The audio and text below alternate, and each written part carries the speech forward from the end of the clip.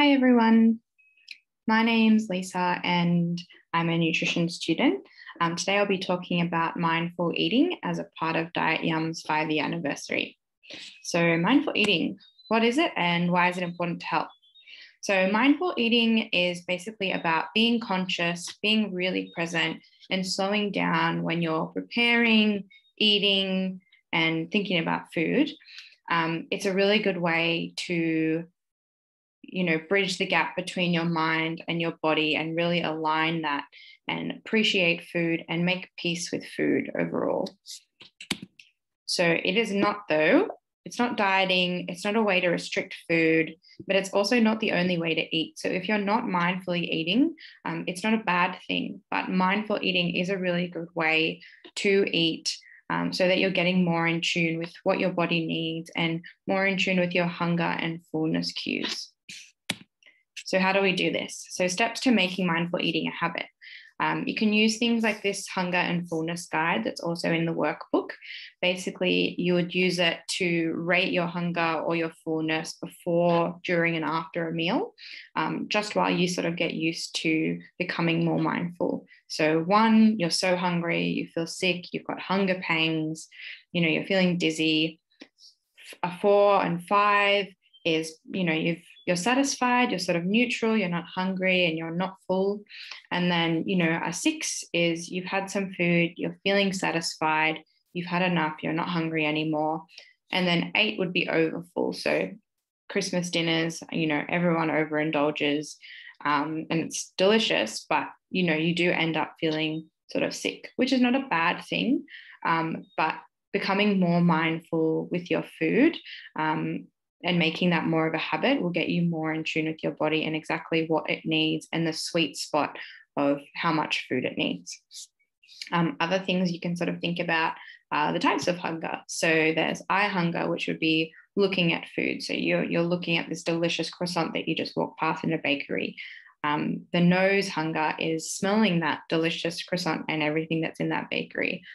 Heart hunger can be things like emotions. So you're feeling really emotional through COVID, you've lost a bit of connection with people that you love, and you just want to have that comfort and that, you might end up having that comfort food that you and your family made when you were all together.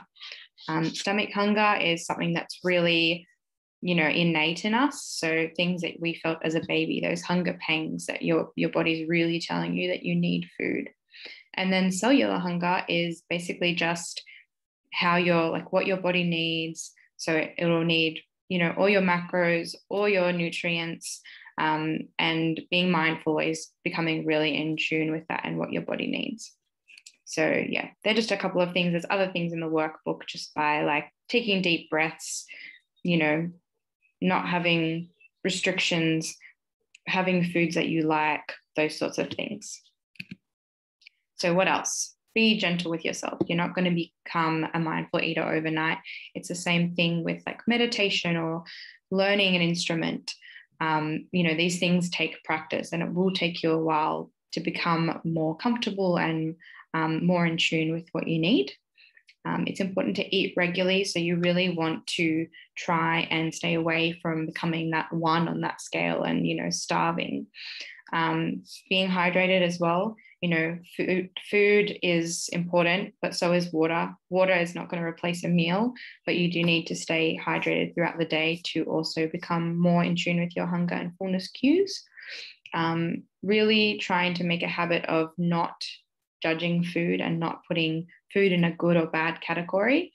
All food is food. So, just have what you want, have what you need.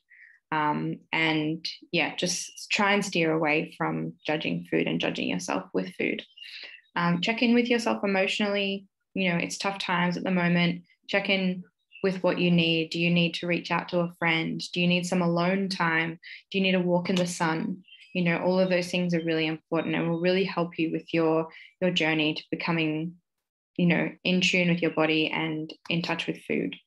And just to remember as well that everyone is different. So, your partner, your kids, your friends, they're all going to have a different sweet spot of how much food they need. So, if you're eating more or you're eating less than somebody else, that's okay, because everyone's body is different and everyone's body needs things differently.